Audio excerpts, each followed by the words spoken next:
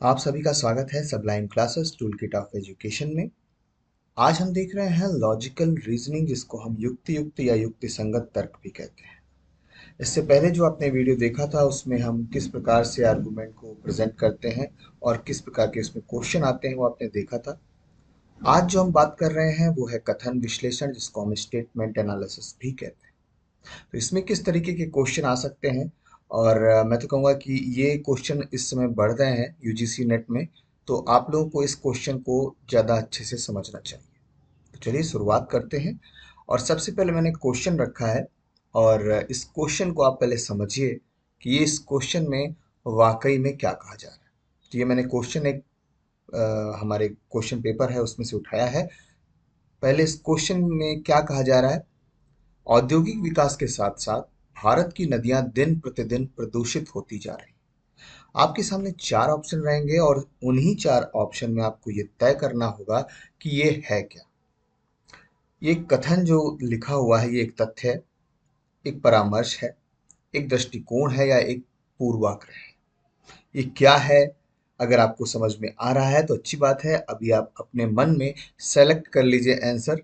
पहले हम पूरी डिटेल में इसको पढ़ते हैं और देखते हैं कि आखिर इन सब चीज़ों को समझना कैसे है। ओके, तो उम्मीद है आप आंसर टिक कर चुके होंगे। जब हम इसको समझ लेंगे तब देखते हैं इस क्वेश्चन का आंसर क्या निकलता है। देखिए, तथ्य जिसको हम फैक्ट कह सकते हैं, है ना। तथ्य या फैक्ट जिसको हम सच्चाई भी कह सकते हैं कि ये तो सच ही है, कुछ भी है, ये तो सच है कुल मिलाकर। तो ये एक सर्वमान्य सत्य होता है जिसे प्रत्येक व्यक्ति निश्चित रूप से मानता ही मानता है, जैसे वैज्ञानिक तथ्य।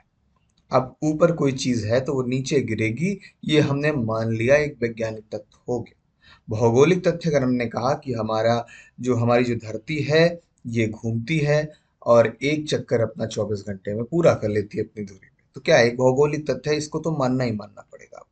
इसी तरीके से कुछ वैज्ञानिक तथ्य और भौगोलिक तथ्य सर्वमान्य होते हैं, जिसको हम तथ्य कहते हैं या फैक्ट कहते हैं। सेकंड नंबर पे आता है परामर्श, जिसको हम राय भी कहते हैं, यानी कि एडवाइस। और ये एक व्यक्ति या समूह द्वारा प्रदर्शित या व्यक्त किया जाता है। तो ये चाहे समूह हो या कोई व्यक्ति हो, किसी के द्वारा भी व्यक्त किया जा सकता है, जो कि मान्य हो भी सकता है और नहीं भी मान्य हो सकता है। जैसे यदि हम प्रदूषण रोकना है तो इंजन वाले वाहनों को ठीक कराना चाहिए, ये एक परामर्श है। हो सकता है कि इंजन वाले वाहनों को ठीक करने के बाद भी प्रदूषण बढ़ता ही जाए। तो ये तो एक परामर्श है, इसमें कुछ मतलब अच्छाई तो है। किसी चीज को हम सही करना चाहते हैं, भाई अगर तुम अच्छे से नहीं पढ़ोगे तो तुम्हारा ये पेपर पास नहीं हो पाएगा। तो ये क्या है, एक परामर्श है, एक राय दे रहे हैं, भाई मेहनत करोगे तो आपको आगे परिश्रम का फल मिलेगा, नहीं तो नहीं मिलेगा, है ना। तो ये चीज परामर्श में आ जाती है। थर्ड थिंग है दृष्टिकोण। यह एक व्यक्ति या व्यक्तियों के समूह द्वारा स्वयं का एक विचार मात्र होता है। क्या होता है? ओनली एक विचार। तो इसमें से सिर्फ एक ओपिनियन आपको देना होता है, जो कि दूसरे पर व्यक्त भी किया जा सकता है और नहीं भी। देखिए, चारों पॉइंट मिलते जुलते हैं आपस में। आपको एक डिफरेंस, चीज जो डिफरेंस है चारों में, समझना होगा। पहले फैक्ट आया था, फिर एडवाइस आई थी, फिर पर्सपेक्टिव बन गया एक, और जो चौथा वाला है वो तो बिल्कुल इससे मिलता जुलता है। तो पर्सपेक्टिव क्या है? भाई ये मेरी एक सोच है, आप उसको माने या ना माने, मैंने एक सोच अपनी व्यक्त कर दी। यहाँ पे परामर्श नहीं दिया जा रहा है, ये एक विचार बताया जा रहा है कि ऐसा होता है ना। अब उस सोच में मान लीजिए मैं एजुकेशन से संबंधित ही कह सकता हूँ कि भाई अगर आपने डीआई तैयार कर ली, जो मैथ, आप मैथ का पोर्शन आता है, बहुत लोग कहते हैं भाई मैथ का पोर्शन बहुत कठिन है। तो मैं क्या कहता हूँ कि भाई अगर आपने अच्छे से डीआई तैयार कर ली, या जो भी मैथ की कैलकुलेशंस आती हैं वो आपने तैयार कर ली, तो आपका ये पेपर आराम से निकल जाएगा। ये एक मेरा दृष्टिकोण है। हो सकता है तब भी ना निकले, हो सकता है कोई चीज ऐसी प्रॉब्लम कर जाए कि भाई हमने तो मैथ बहुत अच्छे से पढ़ी थी फिर भी नहीं निकला। तो ये एक दृष्टिकोण बनाना पड़ता है। चौथा है पूर्वाग्रह। यह एक कथन या विचार हो सकता है जो किसी पक्ष को सत्य मानता है, उचित ठहराता है। देखिए, एक पक्ष को सत्य मानता है लेकिन दूसरे पक्ष को बिल्कुल सत्य महत्व नहीं देता। अब मान लीजिए एक लड़के से कहा जा रहा है तुम लड़कियों की तरह क्यों रो रहे हो, तो ये जो रोने वाला काम है ना, वो लड़कियों पे ही रख दिया गया कि भाई लड़का रो रहा है तो गलत है, तो रोने वाला है, मतलब उसके अंदर होना ही नहीं चाहिए। लेकिन क्या है, ये एक पूर्वाग्रह है। लड़का हो चाहे लड़की हो, रो तो दोनों सकते हैं। लेकिन ये माना जाता है कि भाई लड़कियां जल्दी रोने लगती हैं, तो रोने वाला जो एक पॉइंट ऑफ व्यू है, वो पूरी तरीके से उन्हीं के ऊपर लगा दिया गया कि भाई ये तो लड़कियों का काम, क्यों लड़कियों की तरह रोने लगे। ये प्रश्न कई बार जो सीटेट के लोग हैं, जो सीटेट का पेपर दिए हैं, मैंने देखा है उसमें, तो ये चीज पूछी जाती है क्या चीज है, तो ये एक पूर्वाग्रह है, जहां पर ये रोने वाला काम लड़कियों पे के हिसाब से देखा जा रहा है। मान लीजिए कोई लड़का है, वो गुड़िया खेलने लगे, क्या लड़कियों वाली चीज खेल रहे हो, है ना। मान लीजिए कोई पिस्टल है या बंदूक है छोटी मोटी बच्चों वाली, तो क्या कहते हैं, लड़कियां खेल रही हैं कि ये लड़कों वाला खेल खेल रही हो, तो ये क्या है, पूर्वाग्रह बना दिया गया है। कोई पढ़ाई करते हैं, मान लीजिए आपने कोई ऐसा सब्जेक्ट चूज कर लिया जो लड़कियों से संबंधित होता है, मान लीजिए आपने होम साइंस वाला सब्जेक्ट चूज कर लिया, तो ये क्या लड़कियों वाला सब्जेक्ट ले लिया, तो ये सब क्या है, ये पूर्वाग्रह है। अब हम बात करते हैं प्रश्नों पर। निर्देश दिए हुए हैं, चार आपके पास हैं, वैसे मैं जहाँ क्वेश्चन होगा वहां भी लिख दूंगा, लेकिन यहाँ पे आपको समझना पड़ेगा। ये चार चीजें अक्सर पूछी जाती हैं, और कभी कभी एक चीज और आ जाती है, मुहावरे या कहावत जिसे आप कह सकते हो, है ना। आप कहते हो ये कहावत है, इसे कहा जाता है ना। अब कहावतें तो बहुत हैं, जैसे कह दिया गया, अकल बड़ी या भैंस, है ना।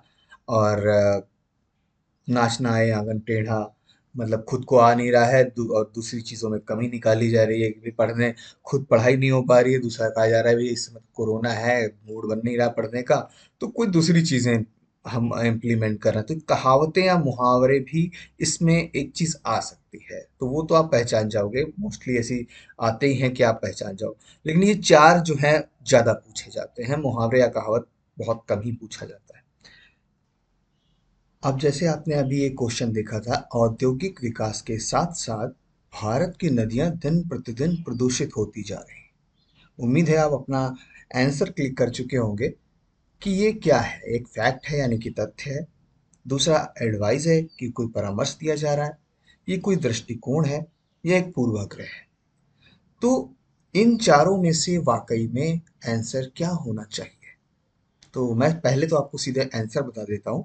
ये एक तथ्य है यानी कि एक फैक्ट है।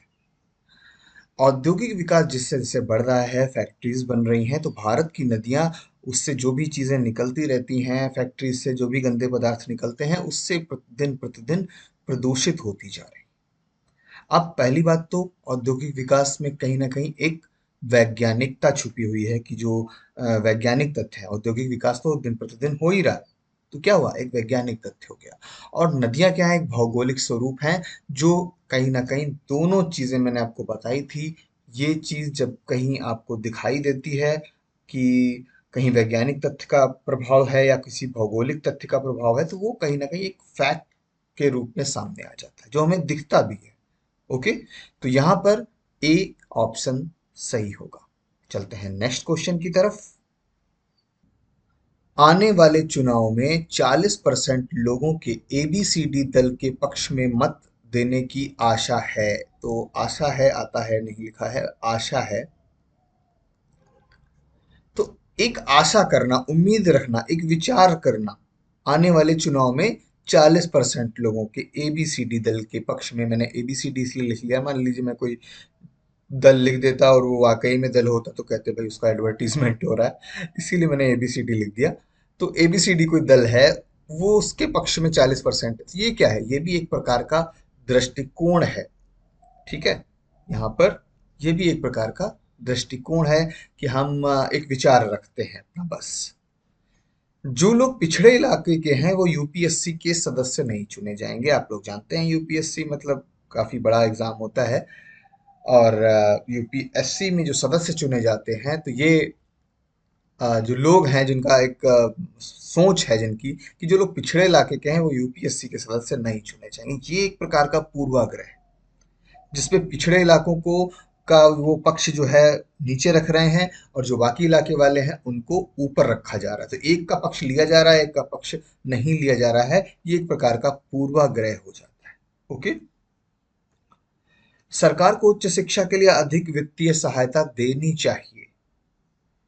देनी चाहिए। चाहिए शब्द ही सब कुछ बता देता है कि भाई क्या है। मान लीजिए कि कोठारी आयोग है या कोई नई शिक्षा नीति 2020 जो है वो आने वाली है, अभी लागू नहीं हुई है, या किसी भी नीति में या किसी भी आयोग में कह दिया जाए कि भाई सरकार को ऐसा करना चाहिए, तो लग रहा है कि ये कोई तरीके का परामर्श दिया जा रहा है। तो यहाँ पर आपको कथन एक परामर्श है, यहाँ पर ही सही हो जाएगा। उम्मीद है कि आज का ये सेशन आपको अच्छा लगा होगा, समझ में आया होगा, और इस प्रकार के प्रश्नों से आप कुछ सीख चुके होंगे। इसके जो भी रिलेटेड क्वेश्चंस होंगे हम उसका एक क्विज रखेंगे, मॉक टेस्ट रखेंगे, और कोशिश करते हैं कि जल्दी से जल्दी वो मॉक टेस्ट आए, और इससे संबंधित जो और हमारे वीडियोस हैं लॉजिकल रीजनिंग में, जैसे आगमनात्मक निगमन है और निगमनात्मक तर्क है, ये सारी चीज़ें बहुत इंपॉर्टेंट हैं, जिस पे मैंने अभी शिक्षण विधियों में उसका जिक्र किया था, लेकिन अभी तर्क के रूप में नहीं किया है। जल्दी ही हम उसको लेके आएंगे, और जितने भी फॉर्म ऑफ रीजनिंग्स हैं उनको रखेंगे। तो जुड़े रहिएगा सबलाइन क्लासेस से। जल्दी ही मिलते हैं आने वाले वीडियोस में। Thank you very much.